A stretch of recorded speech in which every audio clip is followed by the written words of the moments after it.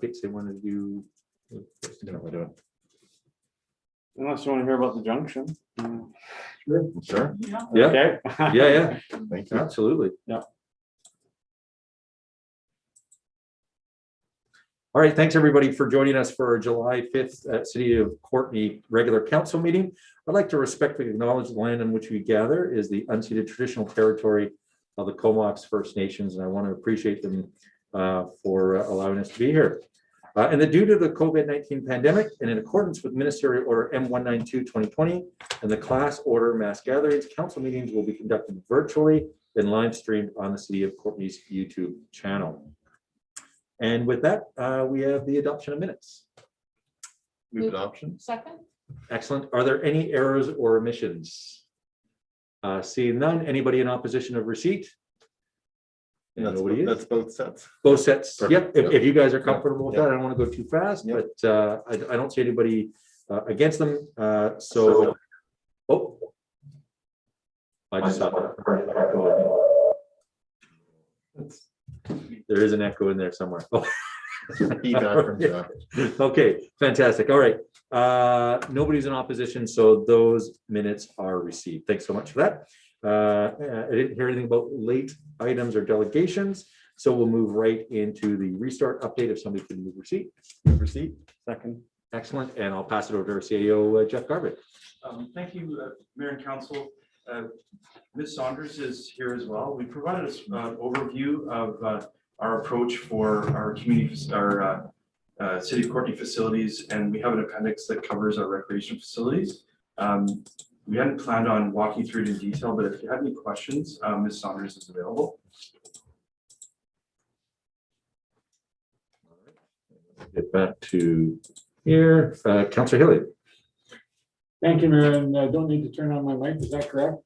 Well, it helps me if multiple people jump in the queue, just so that, but you don't need to speak into it. All right, so we did receive a letter from a member of the public this weekend expressing concern that the City Hall had not been open during the past year, and this individual wasn't aware of there being a plan for reopening. So I would just like us to enunciate on the record here the fact that the city is in fact opening, what the plan is, and just a reaffirmation of the rationale for that plan, because I think that a lot of people have made the assumption that we should have been open for whatever reason, and perhaps don't understand the safety issues, the protection of both the staff and the public that's been paramount in our concern up until this point. So through the mayor to council generally. So can back up when the City Hall was closed, we revamped our services to provide services online, both for participation and information gathering. And we're open on Friday. We're open today. We provide all the same services that we did previously in person. We do, however, have some really good information that's available, and we would continue to encourage people if they would like to access that information online. But we are fully open and operational and delivering the same services that we did previously. We are asking people to consider wearing masks, as not everyone has received their second dose of vaccine. Although you know, that is something that is rapidly happening out there, which is a great partnership through all the health providers want to go forward. So yes, we are open. We have just finished our tax time, and that went very well. We arranged appointments for people and service them as well through other avenues. But we are fully operational, and both the state staff and public are safe. Thanks very much, and I just want to reiterate that the reason that City Hall was closed was because we don't have a large enough space in our building to, in fact, safely accommodate staff and the public at the same time. And that's why, in following provincial health regulations, we've been closed up until this time. Is that correct? through the chair, Councilor William, there were a number of issues at play related to being open or closed, including adequate spacing for staff and public. And now with the changes, as well as improvements that we've made in our facilities for barriers, as well as our mask policy, we're able to do that. We were really no different than any other local government in British Columbia. And all of us have learned a lot of great lessons that we're going to carry forward on customer service, both electronically and in person, as well as security. As a byproduct of these changes is also physical security in locations, and such that people aren't able to cross barriers, etc. So it was one of the positive aspects that came out of our pandemic planning is customer safety as well as staff safety. Thanks very much. And just finally, Mayor, I think we may have some sort of a misprint in the background paragraph of the report, where it states that on March 18th, provincial government declared a provincial state of emergency. It goes on later in the paragraph to say, following the aforementioned declaration, municipal facilities throughout the Comox Valley initiated public facility closures on March 16th. So I'm not sure which date is incorrect. March 13th was the date of the original order. It So, was Friday the 13th. so that first statement should say on March 13th then. Okay, thanks very much. I don't know why Friday the 13th stuck in my head, but Seems more than appropriate. I think a lot of things happened that week, actually, to keep it very fresh I there. remember every day of that. All right. Thanks, Councillor Healy. I do appreciate those comments and CAO. Next, we have Councillor McCollum. Thanks, Mayor, and thanks for the report, Susie. I just had a question around what kind of facilities are going to be available for the public use with the reopening or the further expanding of what's available at Lewis Center.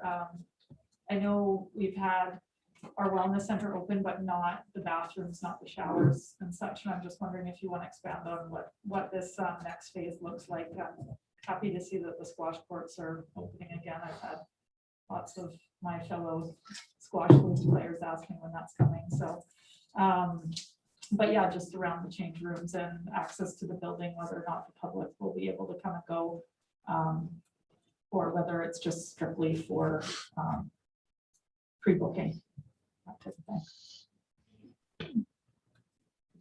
Were you able to hear that okay?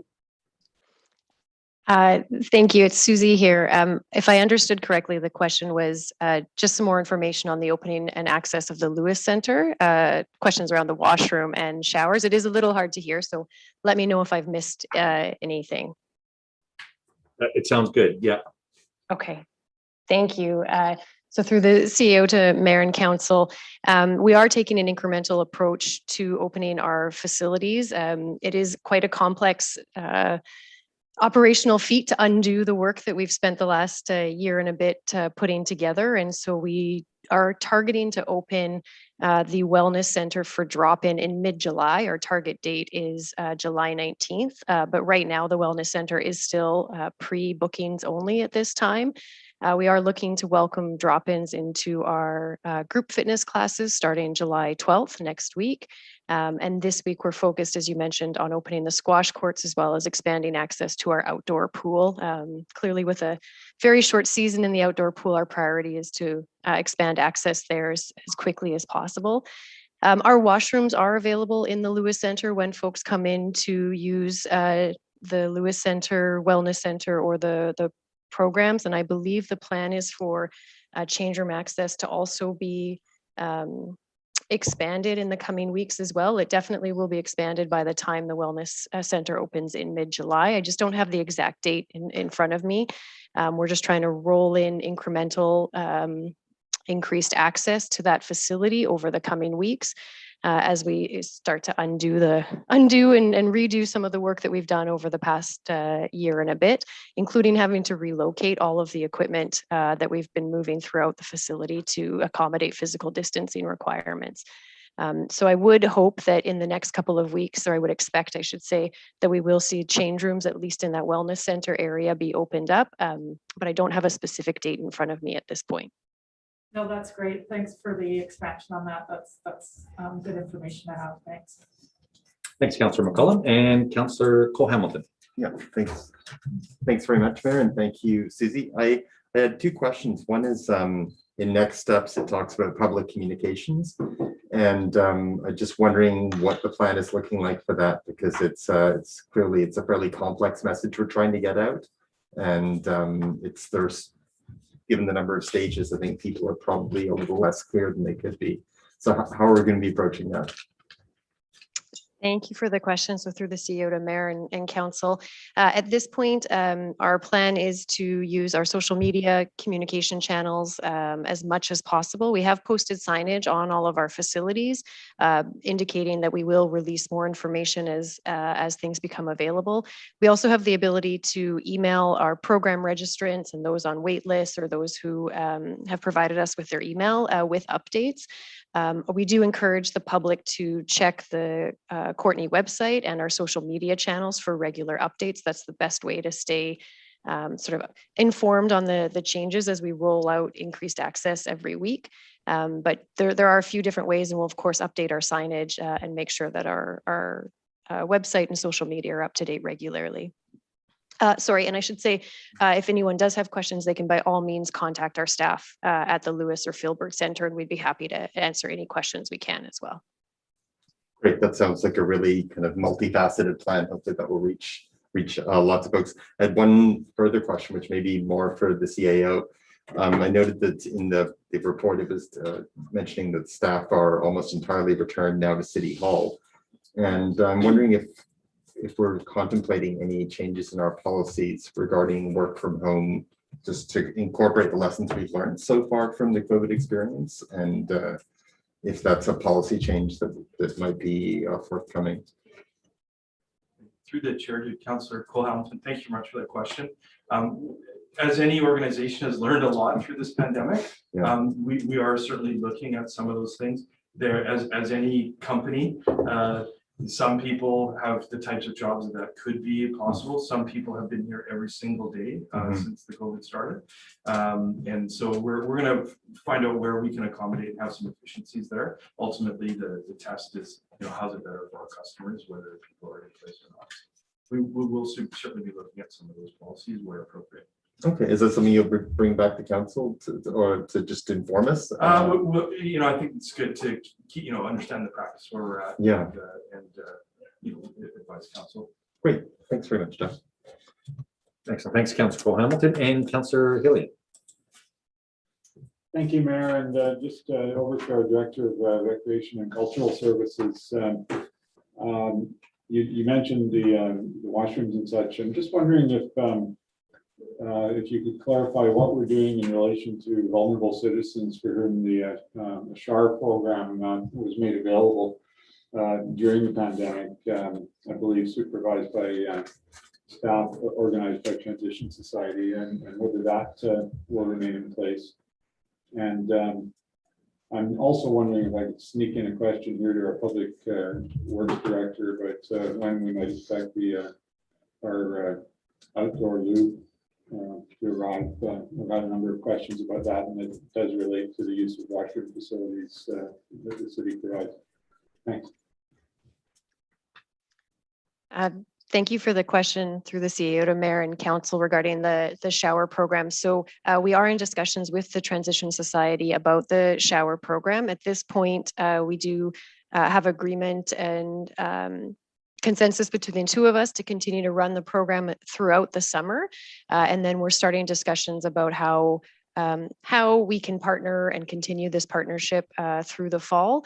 It was a question for the Transition Society around funding for that program and how that program can continue to operate. But I know that staff and myself are very supportive of the partnership and looking for ways to try and support that program continuing to operate and making those connections and providing that service out of the Lewis Center. So once we have a bit more information on what the fall looks like, we can inform council of that. That's good to know. Thanks very much. Thanks, Councillor Hillian. And And- Mr. Shaw? Oh, yeah. Mr. Shaw. Thanks for the question through the CAO to Mayor and Council. Obviously, very highly anticipated asset that's coming to the downtown core. The RFP process was successful and closed, and we actually are going with the Herbaloo as the vendor of supply. The date of turnaround on that is still in the 8 to 10 week range. However, staff have done as much pre-work as possible. So when that facility is actually ready to be landed here in Courtenay, we'll be able to put it into service within hopefully under a week's turnaround time. So we're looking at early September, potentially as early as late August for that particular asset. Thanks very much. And people would have noted another letter in the paper this week about lack of public washroom facilities in the downtown. So it really can't arrive soon enough. Thanks very much. Thanks, Councillor Hillian. And yeah, I know I got asked because, of course, the works on the corner of 6th and England had started, and it I think has been ready for a while. So it really is exciting. But of course, for some people, couldn't come soon enough. So really appreciate staff working on that. Back to the restart. Maybe I'll just point out today another thing that has happened is the regional EOC has closed down in terms of the pandemic. So we've gone from a pandemic to what our medical health officer, Charmaine Enns, calls a communicative disease management phase of for local management of what's happening. So still, obviously, people get their shots and things like that. But again, very few people, especially on Vancouver Island, I believe it's only been one in the past quite a few days. And her stats are 38% of adults on Vancouver Island already have their second dose. And if you have your first dose, you have a 0.02% chance of getting infected. And if you have your second dose fully vaccinated with 2 weeks afterwards, it's 0.002% chance of getting infected. So she's really happy of how people have responded. And I think everybody should be really proud of where we are. And again, as we start to restart and get back to normal, or in some cases, the new normal. So I don't see any other questions. So with that, anybody opposed to receipt? And see none, that passes unanimously. And next we have the multi-use pathways. Move proceed.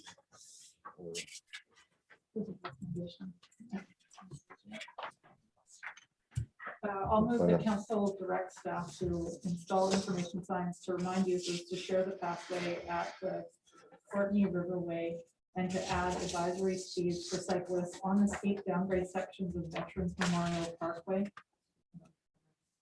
And It's the okay. MUP adjacent to Sheridan Road. Excellent. Thanks, Councillor McCollum. And I'll pass it over to staff. Mr. Thank you, Gardner. Mayor and Council. Mr. Shaw is going to provide an overview of the staff report. He's available for questions. Yes, thank you for that. Through the CAO to Mayor and Council, I'm pleased to present staff report multi-use pathways mode speed differential. The purpose of this report is to provide council with options to pilot increased safety measures for pedestrians and cyclists on multi-use pathways. In many communities, multi-use pathways, or MUPs, are considered to be a comfortable active transportation facility appropriate for all ages and abilities. However, MUPs may feel less comfortable if there is a high volume of diverse users, as this can make a pathway feel congested. It can become increasingly uncomfortable if the speed differential between groups is high. Additionally, with the evolution of the e-bike, its growing affordability and its rapid increase in usership, we find ourselves in an interesting time with respect for the desire to create mode separation. The concept of mode separation is ever evolving, whereby historically speaking, a 3-meter wide pathway was considered by many to be best practice. However, today the BC Active Transportation Guide recommends 4-meter pathways for complete mode separation. That said, by and large, most municipalities have elected to erect informational signage with the aim of providing clear expectations and informing its user groups of potential hazards or recommended speeds. So with that, staff are recommending option 1, that council directs staff to install informational signs to remind users to share the pathway and to add advisory speed tabs or signage for cyclists. And there's a couple representative depicted in the report there for council's consideration. With that, I'm happy to take any questions Mayor and council may have. Thanks very much. And we'll start with Councillor Frisch. Yeah, thanks, Mayor, and thanks for the report. I think this is one of those problems that we're almost fortunate to have. So many people love to be out on our wonderful pathways. And we have a great place to be close to the ocean and so on. And as a lot of people have pointed out in the report points out is that the real responsibility is on people just to be polite and courteous. And I think the signs would be really helpful. And it was also pointed out by someone who recently wrote in that, I could be walking my dog and make a real havoc as well, or be on a skateboard, or any number of ways I could be a nuisance on the pathway. And it's up to me really to be proactive and make space for others and all the rest. So I'm happy to support this. The one thing I would caution is that we don't end up with too many signs. And this is something I think I experience on 5th Street, our new pathway, where there's a sign every 5 feet telling you all sorts of stuff. And so I think we should be, what would the word be? Yeah, we just limit how many signs we put up. Maybe there's one at each end or one in the middle and so on and so forth. So it doesn't end up ruining the wonderful view there. Thanks. Awesome. Sort of a strategic way of. The strategic, thank you. Yeah. Awesome. Thanks, Councillor Frisch. And Councillor McCollum. Thanks, Mayor, and thanks for the report, Kyle. I had a couple of questions. One, I was more curious about our volumes in our busy areas, like, of course, the riverways. What comes to mind in terms of our busiest multi-use path? And there's some statistics provided around, where it makes sense to consider a 4-meter wide path. And it occurred to me that do we have any sense of what our user numbers are in this area?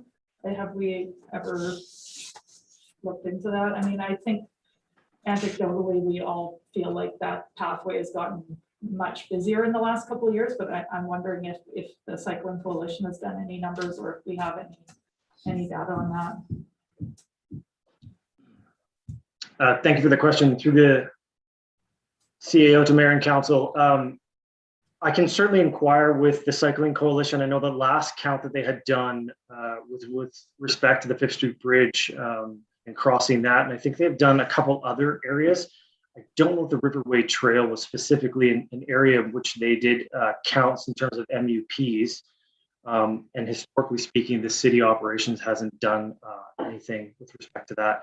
I appreciate the reference to the report with respect to numbers and volumes. And I just, anecdotally outline there that a lot of the information that's collected that's used to articulate future need relative to MUPs and mode separations is based on information that's provided by much larger municipalities. So what we would believe to be high volumes would maybe not be considered so much as high volumes in a larger municipality. However, that said, it's not necessarily not considered to be good practice within the comforts or confines of the community and the assets in which we operate. So not necessarily always a one-to-one relationship. To your point about 4-meter and has the city considered 4-meter pathways, and to bring context to that, I don't believe we have a facility currently within the city's asset inventory that is a 4-meter multi-use pathway. However, that evolution from 3 to 4 is just the most recent one in terms of BC Active Transportation. When I say most recent, within the last several years, of the most recent revision of that, in terms of my understanding. And it would be something that we'd need to consider through our subdivision and servicing bylaw with respect to updating those, which is obviously an opportunity that is in front of us as we move forward. Yeah, thanks for that. I mean, I guess my thinking around just a sense of numbers isn't so much like, do we need to do widening, but just like, how close are we, or, having a sense where future need is going. So, yeah, anyway, I did find it useful to see that there are some numbers that equate to widths, and it just made me wonder if we need to do some, long-term thinking around at what point we're gonna have to look at different uses along there, whether, I mean, one solution that comes to mind is that if we have a lot of congestion and there's not a lot of room to widen that, is, you know, how we put in other cycling facilities to divert some of that traffic. Because I mean, a lot of people do use that for commuting. It's not the straightest route, it's the safest route. So, I mean, I think we have other ways of addressing that. But back to the other topic on this report, which is just helping educate the public on this issue of shared space. And I do like the proposed signage. I assume that that's included as a potential, you know, public education sign. I do wonder if there is maybe an opportunity in some limited busy hubs that we could be directive in the way that some of the suggestions that you've laid out in the report, you know, like yielding to slower traffic, reminding people that dogs should be on a short leash. Like there's a few things that could be provided as a bulleted list to the public as to what makes for good shared pathways, you know, calling out or using a bell, these things. I mean, I don't think that's going to fit on like a, you know, a quick sign, but maybe there is a couple of like key locations where we could provide that communication to the public, what the expectation is around good shared use. And then I just wanted to bring up a safety issue that I've noticed a couple of times, and seeing as we're mostly talking about the Riverway Trail, I just thought I would flag it. It's the entryway onto the Riverway Trail beside 17th Street Bridge. It's a fairly steep downhill. There is a sign, it actually has a sticker over it now that I think says yield, but it's basically a blind sharp corner onto the Riverway because there's a retaining wall on both sides, and cyclists come down there quite quickly. And I've actually seen someone get hit by another cyclist there, not recently, but I think if there was just one of those posts that we have in other areas where people enter the trail, it would force bikes coming down that hill to slow down considerably, and it'd be probably a fairly easy thing to implement. So I thought I'd raise that while we're on the topic of this particular area. I've made a note. Thank you for that. Thank you. Thanks, Councillor McCollum, and Councillor Moore. Thanks, Mayor. Yeah, I'm definitely in favor of the first recommendation. I definitely don't like the idea of pinpointing e-bikes, not just because I have one, but I think that you know, anybody can be unsafe. It's not necessarily restricted to cyclists or whatever. But I do like the idea of having, I mean, I appreciate Councillor Frisch's point about not having signs everywhere, but I think some specific kind of, they can just be symbols even, or just a couple words to remind people to warn from behind, because I actually see that that's the biggest issue when I'm out riding. Because if you're, I mean, you can say share the pathway, but that doesn't, you know, kids or dogs can dart out when someone's coming up behind. So if you're warning people with a bell or just saying behind you, I mean, I worked in restaurants for years and I still do that in my own kitchen when I'm, you know, behind you, you know, so I'm not, you know, the whole plate of food that I just spent 8 hours cooking doesn't go on the floor. So, you know, I think just that in itself is a really good thing that everyone should just be, you know, kind of programmed to do. I also like the idea of Councillor McCollum's having signage in key locations, and maybe at the start, you know, the main starting points, there could be a little bit more information in some of those key areas, and then just, you know, signs that are more brief along the trail. But I think in those key areas, because if you are starting at a logical start point, you know, I think like most people will look at the signs at the start of a walk, right? And I also think that there are people who are using that as commuting for sure because of safety, and also people in motorized scooters as well, because they can get all the way downtown pretty much along that path. So Yeah, I mean, I definitely don't want to see tons and tons of signage, but I also think that having some, maybe a little bit more elaborate signage in key locations might be helpful. And I agree with the hills in particular. You're coming down a hill quickly, it's recipe for a disaster. But I definitely think that everybody needs to pay attention and not just, not just picking on cyclists. My last point would just be around backing this all up with a information campaign, just to, announce that we've got signage now and just kind of bring people's attention to it. And maybe have a few of those key points in there would be helpful. Thanks. Thanks, Councilor Moore. And next is Councilor Hilliard. Thank you, Mayor, and thanks to staff for the report. I will risk being slightly repetitive, but I just wanted to clarify that on page 33 of the report, it does make reference to guidelines advising to, quote, use safe speeds at all times, and reminding that, quote, slower traffic has a right of way. And I think that's feedback we've had from the public, and along with the issue of ringing a bell or shouting to notify people that you're behind them. Yet I don't see any examples of that as signage. So I just want to clarify whether we do intend to come up with signage that alerts people to those issues. That would be my first question. Yeah, thank you for that. Through the CAO to Mayor and Council, great question, great point. And the common theme that I've heard throughout the discussion today was the branding of informational signage at the head or tail of a trail as someone to enter or exit. The signs at the rear of the report are more of mimicking signs that you would see on a roadway. They're classic signs that most motorists understand.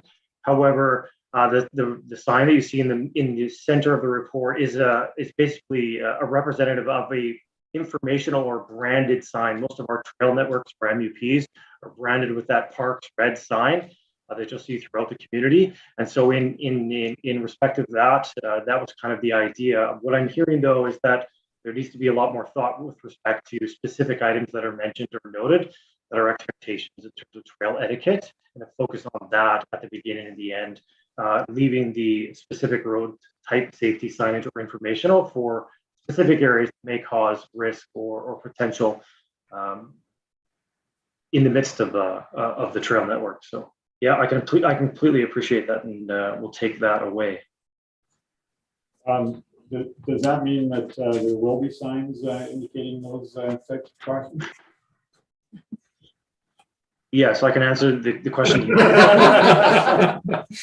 To be blunt and not sideways, absolutely, yeah. And we're trying to articulate in the center of the report there that red sign that really shows the opportunity that exists in terms of branding. That's Courtney specific in terms of trail etiquette, in terms of sharing the path, and that showed I think someone walking and a cyclist going by as well. But they can be multifaceted in terms of those opportunities, and they can be more suited to the specific needs of specific trails, ones that have a more diverse group.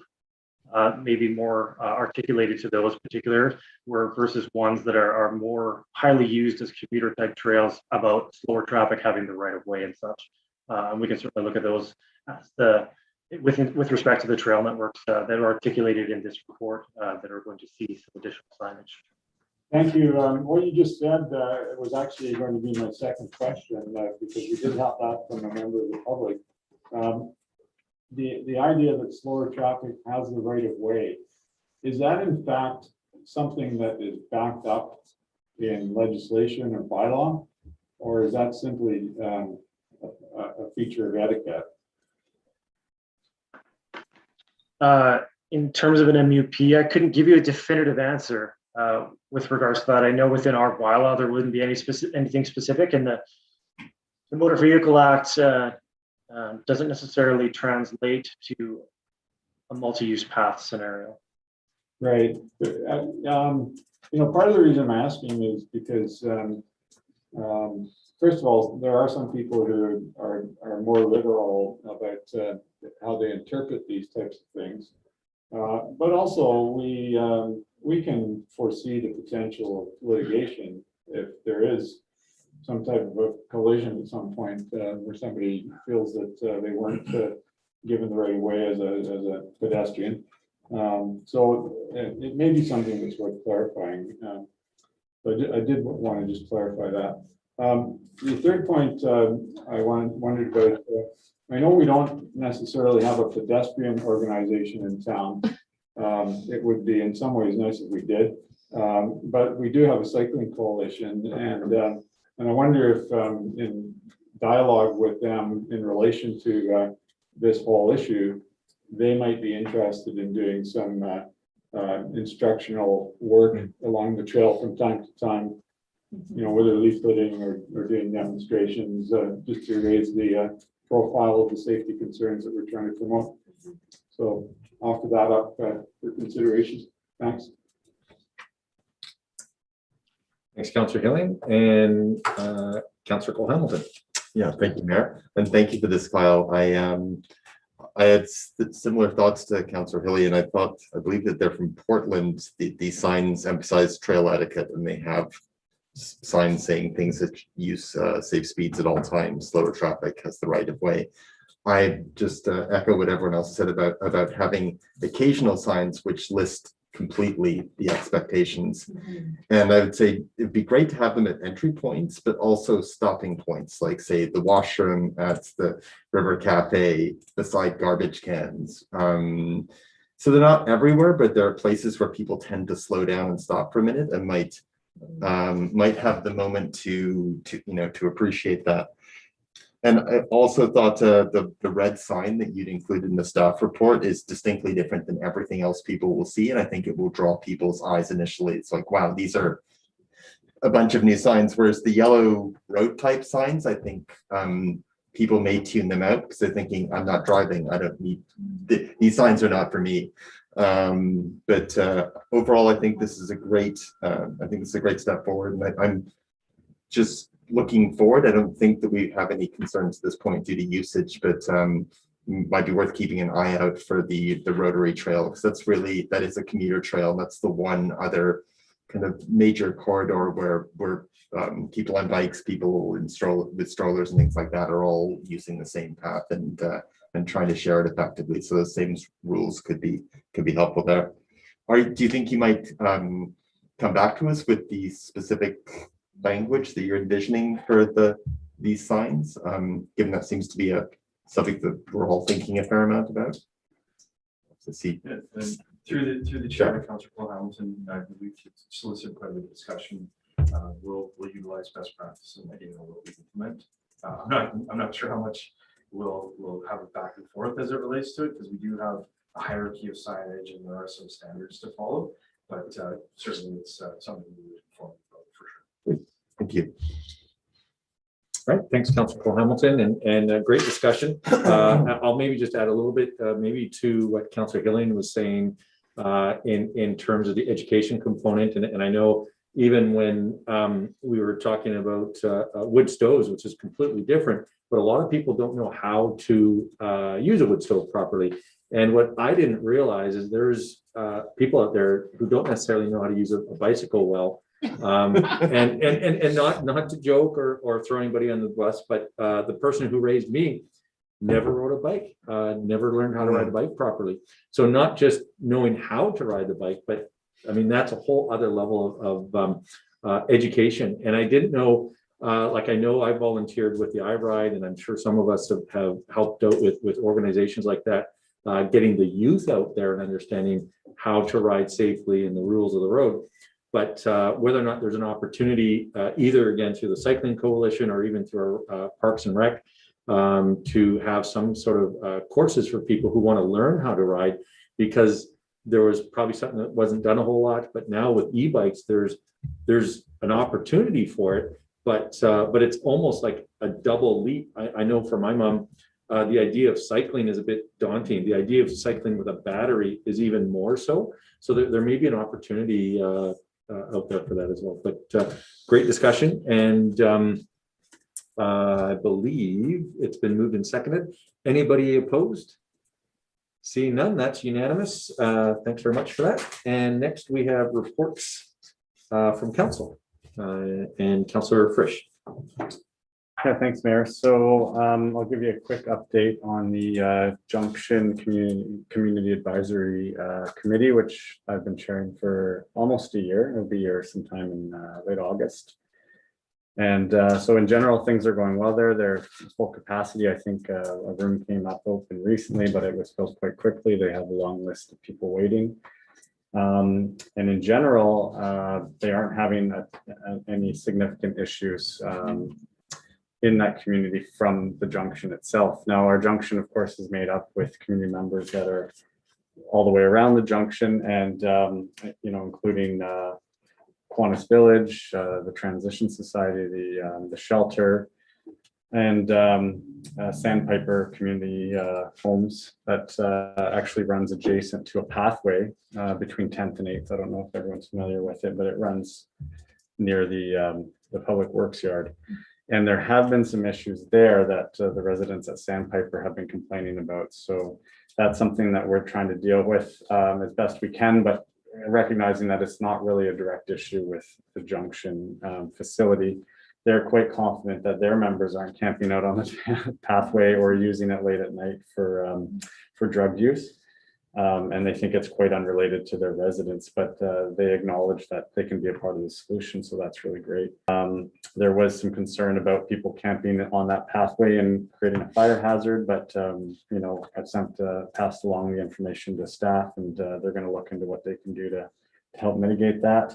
And I know that the RCMP are making regular checks there as well as city staff. I've heard from the residents and other community members that city staff are doing an excellent job of passing through and just keeping on top of activities in there through our bylaw enforcement department. So in general, things are going really well, and the community advisory group is working really well to keep that community happy and healthy and is supportive of that the Junction housing project. So yeah, if anyone has any questions, I'd gladly answer it. But Councillor Moore.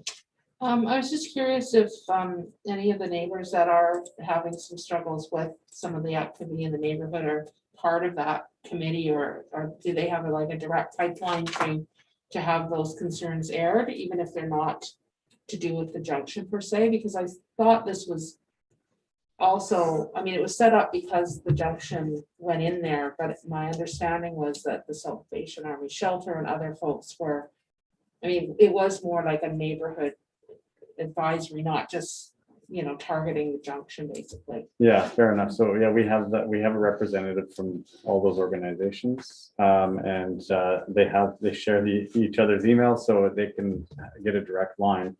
And of course we get reports as well from the Salvation Army that they're doing their best to make sure that the people using their facilities are acting appropriately on their way in and their way out.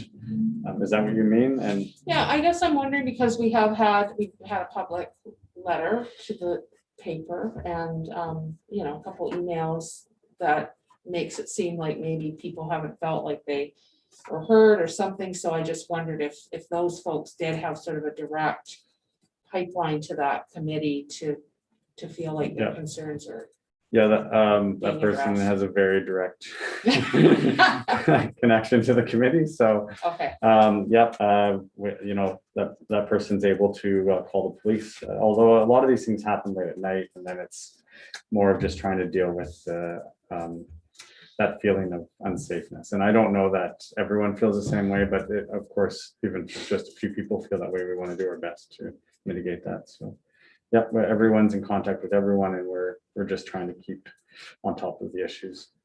sorry, can I just follow? Yeah, absolutely. Yeah, and I think obviously if we've always said if there's a safety issue where someone, feels in physical danger, someone's being aggressive, there's fire, that kind of thing.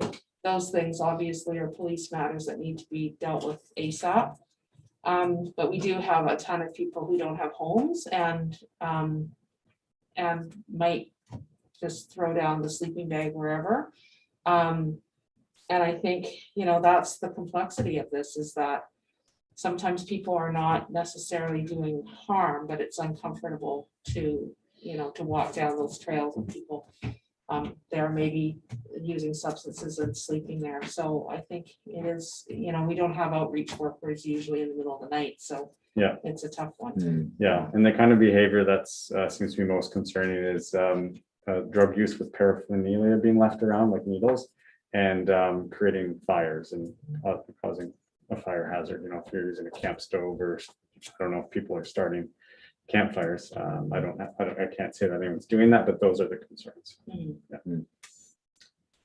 Excellent. Yeah. And thanks very much, Councillor Fritsch, for your work on this file. I know it's certainly been contentious over the years. And the one person I spoke to who's very frustrated in that neighborhood, when I mentioned the advisory group, they're like, oh yeah. And so hopefully they're now going to that meeting as well, because they were invited, but they chose not to attend.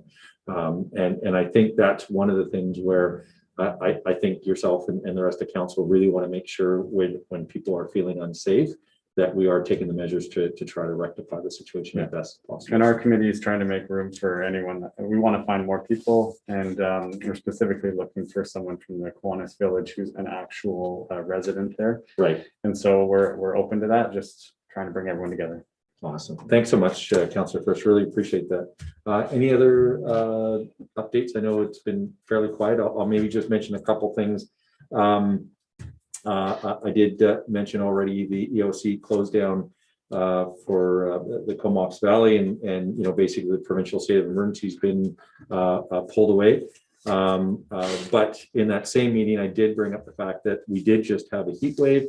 And there wasn't a coordinated response for the valley to that. Plus, we also have risk of wildfire, earthquakes, and many other issues that we really need to make sure as a region that we're as prepared as possible. I've spoken to our CAO about it as well.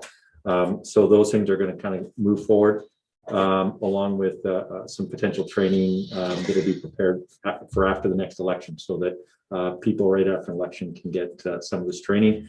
Councillor Fritsch, Councillor Hillian, and myself, Councillor Theos, we got to deal with the flooding in 2014, so that was good training, but it's much nicer if it's a more organized way.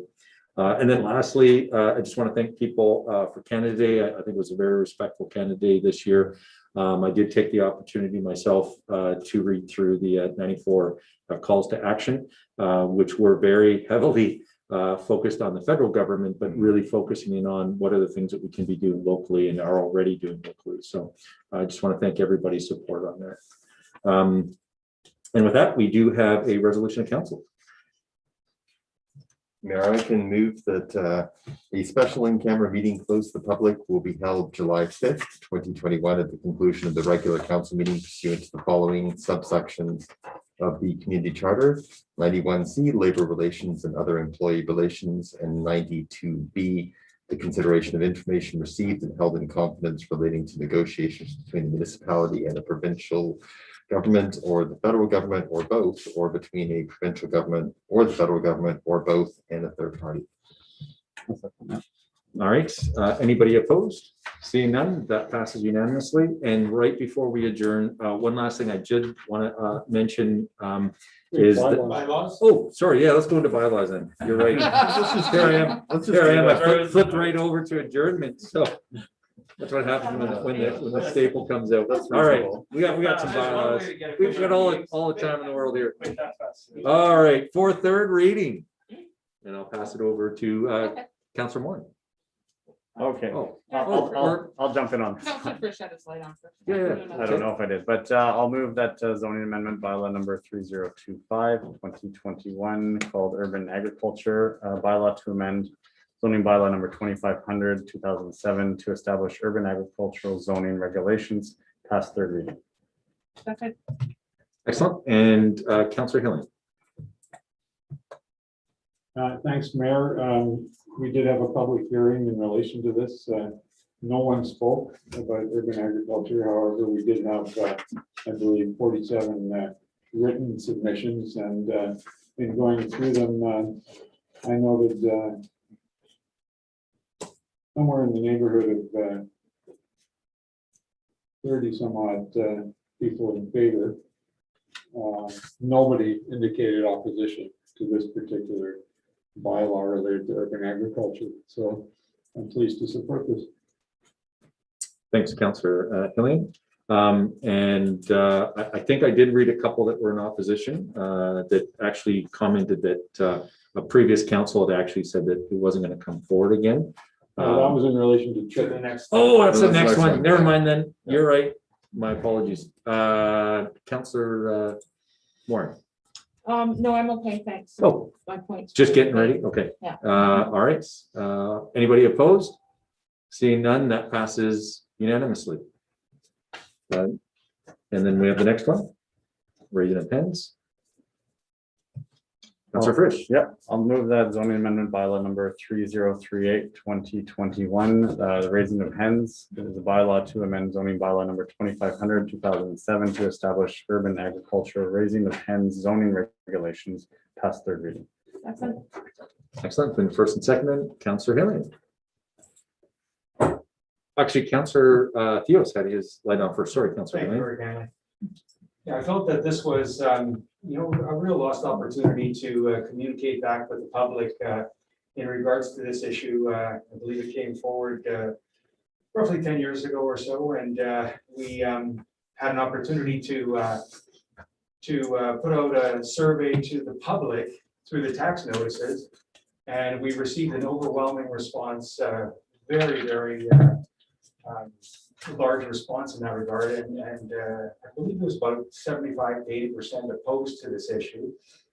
And I don't think that, in my opinion, that that feeling has changed over the years. I think that tax notices just going out in the past few weeks, this would have been an ideal opportunity to, for literally no extra cost, to take that the temperature of the public and see where the public stood now as they did 10 years ago, and then we could put this issue to rest. But it was chosen not to go in that route, and I think that was a real lost opportunity. And some of the issues with the raising of the hens, and I really do appreciate fresh eggs. I love the idea about having fresh eggs, and they are such a difference from the eggs that I find at the storefronts in most cases. But throughout our community, we do have quite a bit of rural area in which those fresh eggs can be purchased in abundance, and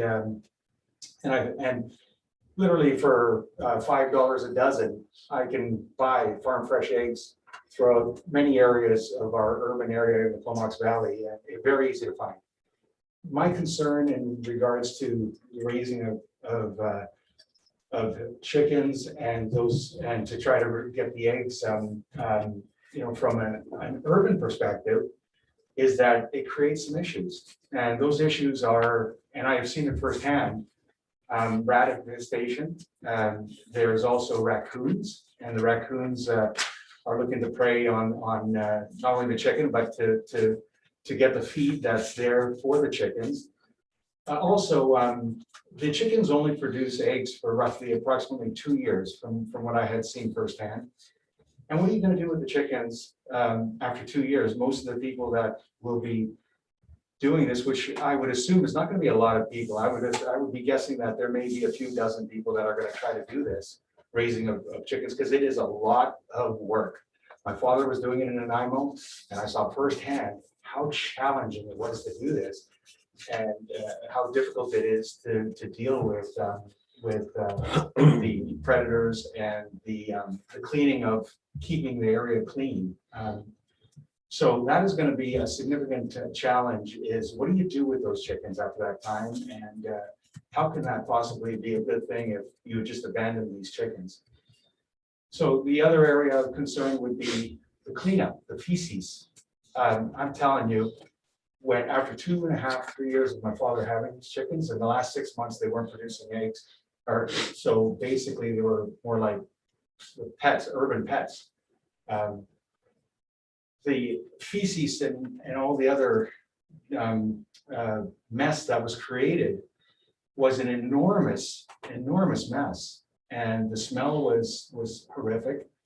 It was just way beyond what he could have controlled at the time with his knowledge. So my other question amongst those questions is in regards to staff. This is a very complicated issue. And I would like to know from our CAO a rough estimate of the staff time involved in dealing with this issue and how many hours approximately are involved in diverting from other areas of importance to deal with this issue. Let me have that answer amongst those other questions I asked, please.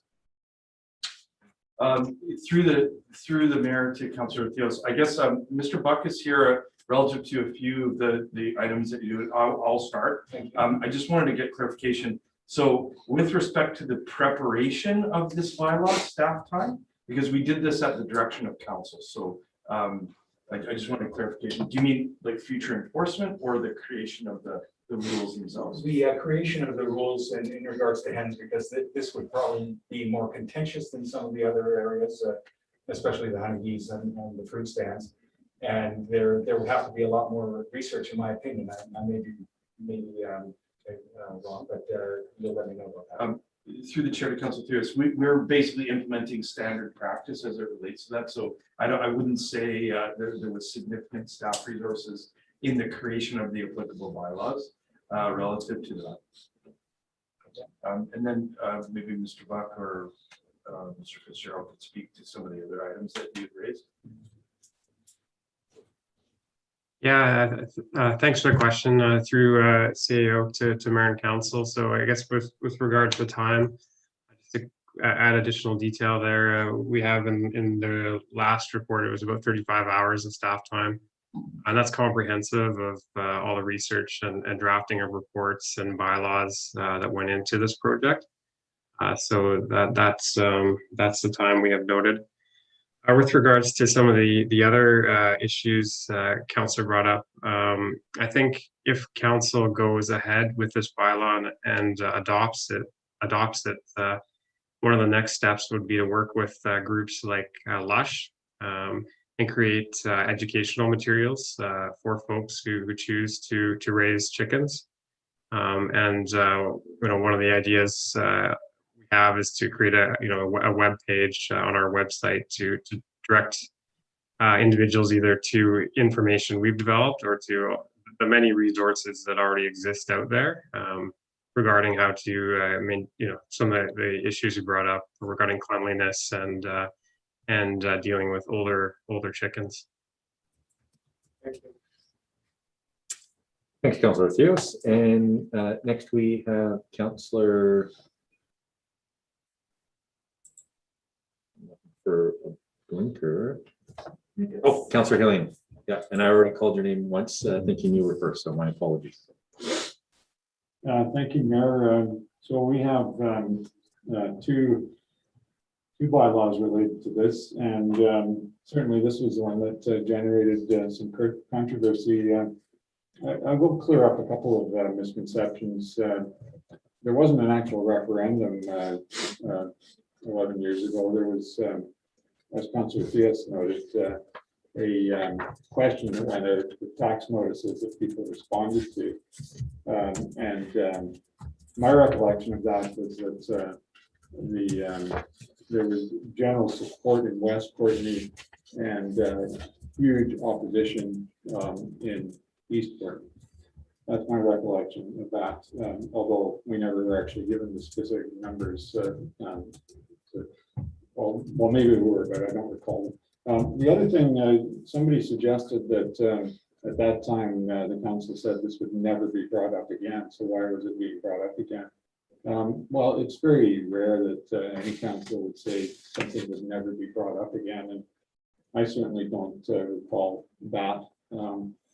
The council of the day dismissed the issue, and that was certainly that council's prerogative. It's been brought up again, and it's this council's prerogative to do what it will with it. I do note that again, we had a public hearing, and nobody called in to speak either in favor or against the raising of hens in backyards. And I was quite disappointed by that, because I thought that if people were either strongly in favor or strongly opposed, that was their opportunity to speak up. Now, we certainly did receive written submissions, and again, I counted 31 in favor, advocating for all aspects of this, including chickens. There were about 10 people, or 9 or 10 people who spoke only about bees. And I didn't see any opposition to bees, so that was significant. And then I counted 5 quite adamantly opposed to the raising of hens. Now, I note that we also received a couple of letters from people earlier on when it was announced the council was pursuing this. So I take those into consideration as well. And there certainly were issues raised by those in opposition, one of which was the challenge of predators. And I know that predators are an issue, whether you have, no matter what you have. I mean, I have occasional raccoons that come to help themselves to my apple tree. One person pointed out to me that predators and rats are much more likely to come around if you have garbage left out. And it really is about whether you're keeping chickens or keeping any other kind of animal or practice, what sort of responsible practices you're doing. Unfortunately, we can regulate activities, but we can't guarantee that people will be responsible as they carry those out. I expect that if we pass this, very few people will decide to raise chickens. I have no idea what the number may be, but I think that the workload that Councillor Diaz mentions is enough to deter most people. There are people for whom that's not an issue. They see it as part of the bargain, and they like the idea of their family being able to grow their own food, raise food and protein that where they're connected to it. So I think those are values that we do want to support. But I also think that we probably will have people who don't do a decent job of it, and there may well be some problems. But that's really what it's about. It's about responsible behavior on the part of people who take this up, as it is with most of the other aspects of living in community. There was another issue that was brought up by several people who wrote in opposition. And I'll just catch a breath because I find speaking through the mask. And that was the idea that that there was a special interest group that was somehow promoting this, and that council shouldn't be catering to special interest groups. In my view, special interest group is a much overused phrase, which in many cases is meaningless. You can designate anybody with a view that you don't like as somehow having special interest. And while it's true that the Lush Valley organization has promoted this, I have no idea whether the 30 to 40 people who wrote in favor of this have an affiliation with that organization or not. Many of them seem like ordinary citizens. Some of their names I recognize from having commented on other issues over the years. So I think that the issue here is whether this is something that we can support or not. Overall, is it going to enhance the lifestyle in our community? Many people think it will. Some people think it won't. Some people think it will detract from it. But again, it becomes an issue of how people get along with their neighbors. So if I had a neighbor who decided they were going to keep hens, and I actually do have a neighbor who keeps hens already, and I know that's going on in the city. And that was the other thing that came through in the information, the written information submitted to the public hearing, that many of these practices are out there already. And in fact, what we're doing with regulation is providing a venue for the sort of educational measures that staff have alluded to that may actually help. So you know, it's one of those issues that some people feel very strongly about,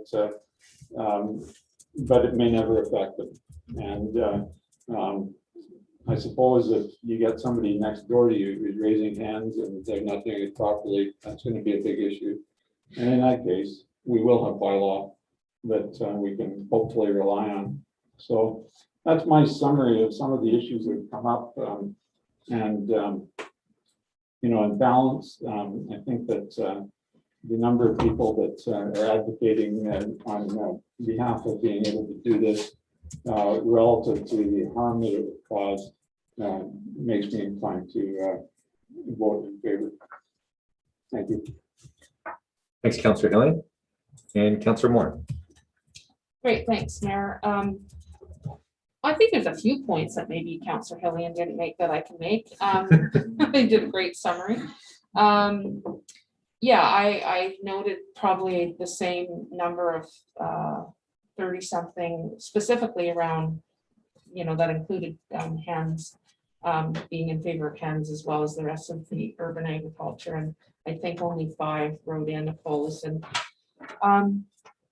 I guess one thing that was mentioned, not just by Councillor Theos, but by a couple of folks who wrote in was the supply of eggs. And there's actually only one certified organic egg farmer in the valley. And the farmers market folks actually get tons of requests for farm eggs. They said they can't even have, you know, keep up with the demand of eggs. So there's actually very, very few. There might be a couple of others who are not certified organic. So those would not be the same as, you know, having eggs at your own place where you can control, you know, that what their feed is, etc. So that's actually a myth that we don't have a bunch of suppliers of farm eggs in the valley. I mean, certainly we maybe have neighbors or family members. I know my sister-in-law has hens out in Cumberland and I get eggs from her. But in terms of having an actual source to go and buy organic eggs free run, that's actually not the case. The thing about unwanted hens and roosters that comes up from time to time, there was a suggestion made and I'm sure Lush would be happy to help with this, is there are actually people who in rural areas that are happy to take unwanted hens and even roosters. They're allowed to have them, and if there was something set up with the Mid-Island Farmers Institute or something like that, where there was, you know, someone you could call and say, I've got, you know, this, I ended up with a rooster. If they told me it was a hen, what can I do with it? Then there could be a directory for that. So that's one issue. I also note that our OCP, this update, is including a whole section on food systems. And it really ties in with our goals around climate change, because this bylaw would help some folks, and I agree, not tons of people are going to start keeping hens, but in combination with the other urban agriculture policies, growing food and having market stands and keeping bees all contributes to that 100-mile diet. It all contributes to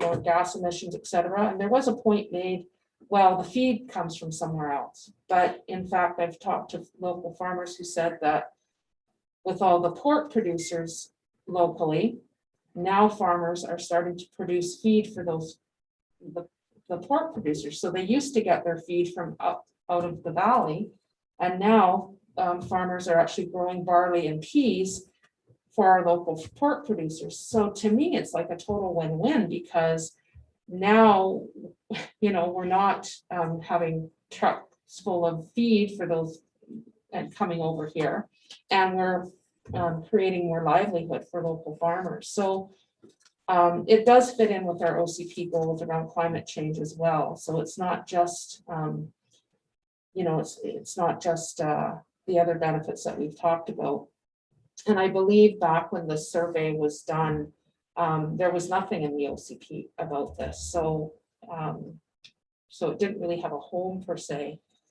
I know you noted the survey that the city did, which was, I think, 10 years ago. And it was as Councillor Hilly described, he was around at that time, and as was Councillor Theos. But of course, Lush Valley did a survey more recently that was overwhelmingly positive. And most of the folks who filled out the survey were from Courtney. And I believe it was 85% were in favor of keeping hens. If I can find it, something like that. So I think that things have shifted in that respect. Just to, I will be slightly repetitive on the whole predator rats thing, because just to flesh it out a little bit, I know a lot of people who keep chickens, and chickens are natural cleaner. They clean up your yard. So I'm not sure what, some people might have a specific experience that's different, but overall, people say that they are great at cleaning up the yard. They don't leave stuff around. They even eat small rodents. They help the soil. They accelerate composting. They eat their natural insect and weed control. So there's tons and tons of benefits, and I don't think, I have not seen, even in this report, any evidence and any specific evidence of any local governments and municipalities that have anything that can show me that rats have been a problem. And in fact, Rossland had 4 years of not one single complaint. They had not one single complaint about any incident with their backyard hens. And we know that all major cities in Canada allow hens. So for the folks that say keep it out in the rural areas, well, first of all, how do you afford to buy a place in the rural area to keep hens? And we have Vancouver, North Vancouver. North Vancouver apparently was quite opposed to it, but they've done a great job and no complaints virtually. The list goes on and on. We're actually kind of an anomaly in that we have Cumberland that allows them, Campbell River. Comox apparently is getting close to taking a look at this. Their survey has come back, and from all accounts, it's been very positive from what I've heard. I would suspect that if we were to do a survey similar to Comox, that we would probably have very similar results.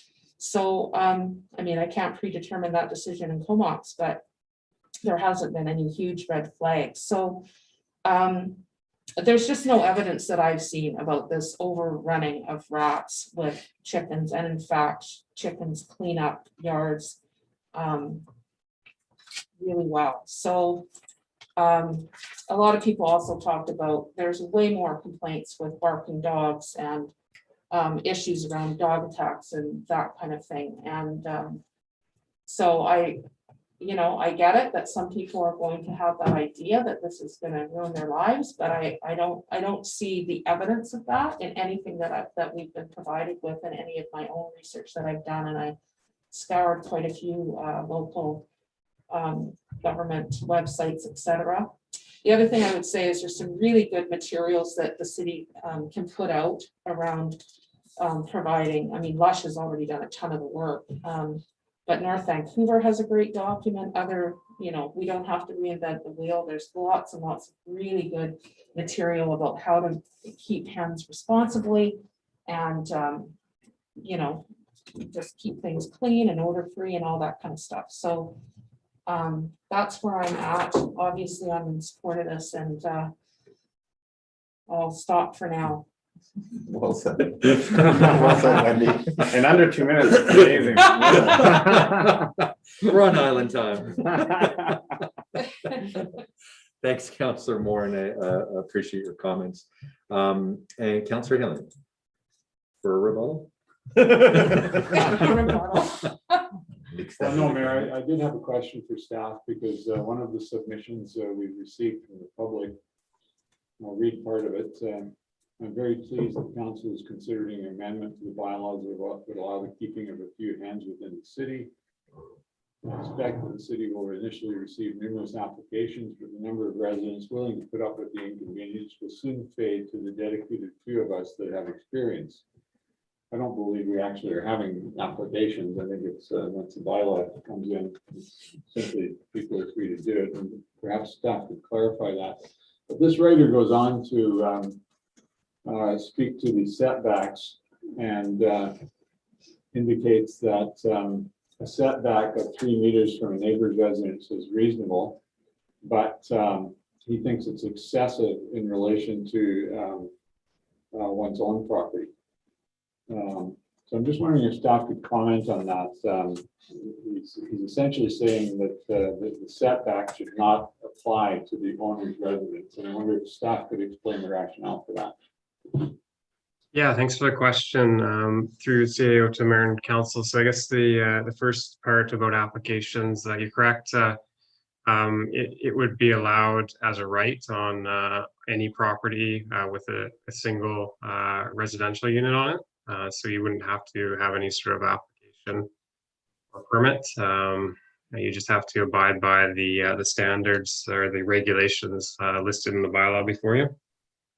With regard to the setbacks, so regarding the raising of chickens, how it works is the regulations state that the coops can only be within the rear yard, and that otherwise they're subject to the accessory building standards of the applicable zone. So for example, in the R1 zone, that would mean that the chicken coop can be located anywhere in the backyard, but it cannot be located within 1.5 meters of any property line. So it could be, there's no separation from the residents on the property where the coop is located. Thanks for clarifying that. I will make one further point, because I know one writer in particular who raised the issue of feeling that the city doesn't do a particularly good job with managing dogs and cats. So why would we want to add another domesticated animal to the list? You know, the challenge we have with dogs and cats, as Councillor Moran alluded to, again, relates to how people get along with their neighbors and how we interact with each other when a problem comes up. I have a dog in my neighborhood which on several occasions has come wandering by, has managed to grab poop bags from somebody's receptacle and rip them apart on my yard.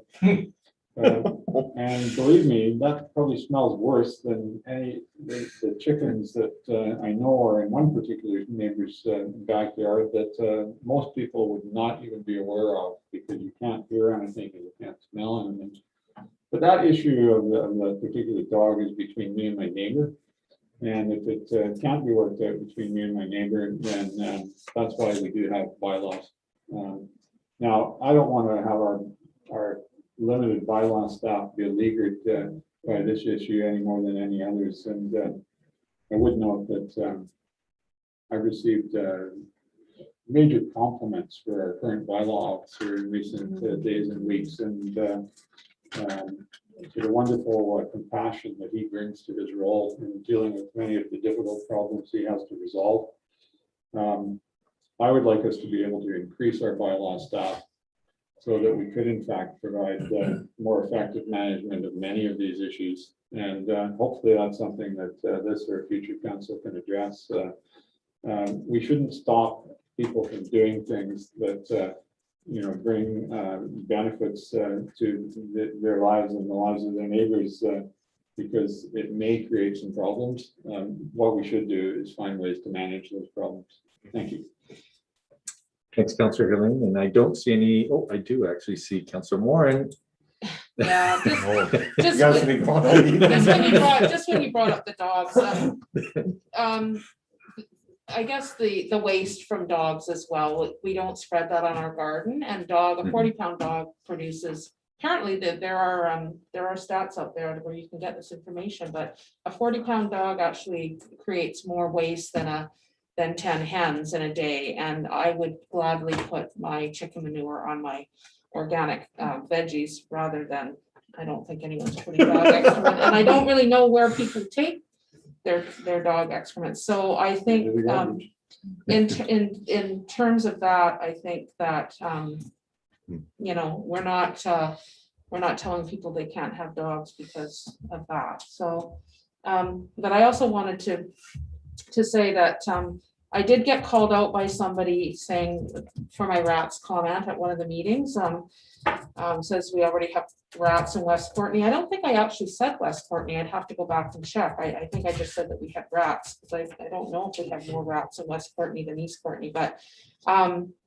yeah, I mean, I wasn't trying to say, you know, welcome rats and come on, you know, come on into Courtney, but I was just making the point that I think Councillor Hellion made earlier, that I just don't see chickens creating more of a rat problem than we already have. And in fact, it may actually help in some cases. So that's the point I was trying to make, but I'm not opening the floodgates for rats.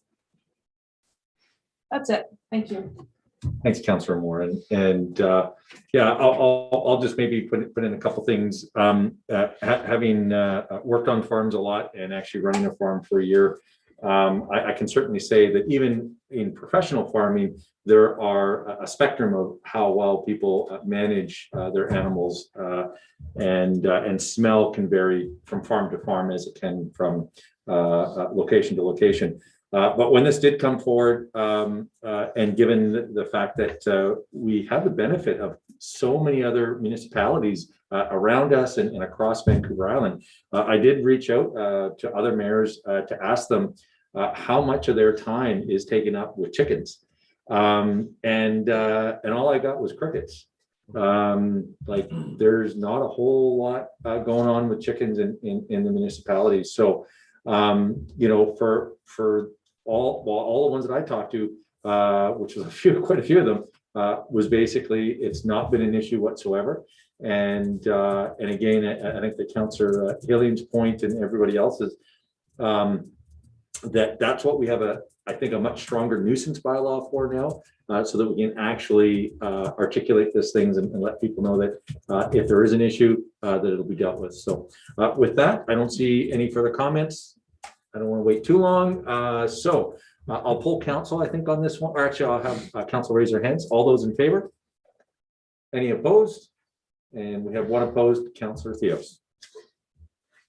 Okay, and next we have for final adoption. Mayor, I'll move that zoning amendment bylaw number 3025, 2021, urban agriculture be finally adopted. Second. Excellent. And any questions or comments regarding this? Seeing none, all those in favor? Any opposed? And that passes unanimously. Next. I'll move the zoning amendment bylaw number 3038, 2021, raising of hens. I won't read the bylaw again, we've already heard it, be finally adopted. Second. Since moved and seconded, all those in favor? Any opposed? And we have one opposed, Councillor Theos. And I can move the next one now. thanks, Councillor Warren. I'll move that animal control bylaw amendment. Sorry, animal control bylaw amendment, bylaw number 3034, 2021, honeybees. A bylaw to amend animal control bylaw number 1897, 1996 to allow honeybees to be kept outdoors throughout the city be finally adopted. Excellent. Second that. Excellent. Councillor Hillian. Thank you, Mayor. As I noted before, there were no objections to this, but the number of people who voted in favor of it.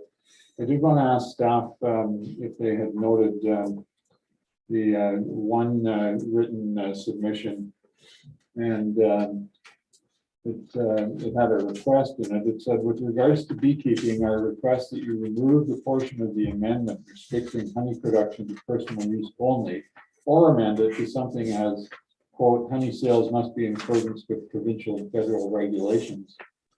This person goes on to say honey is not faced with the same salmonella concern and potential liability involved in egg sales and is categorized as a low-risk food by provincial health services. I wonder if staff could speak to that point, please. Yeah, thanks for the question through CEO Mayor and Council. So I guess just for clarification, that the honeybee zoning regulations part of bylaw 3025, which has been adopted now. And then as far as the animal control changes, that's 34. And so that's just adding honeybees as an animal that can be allowed outside, along with dogs and cats, which are currently allowed. But I guess to the point,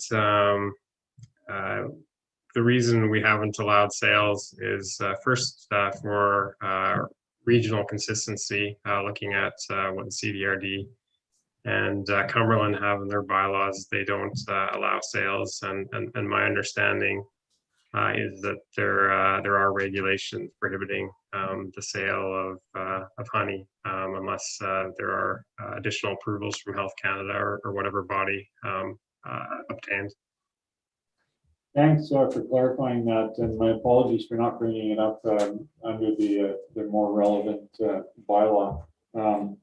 It was only one person who raised it, and so I was really just seeking to get the question answered in the public record as opposed to any advocacy for it. Thank you.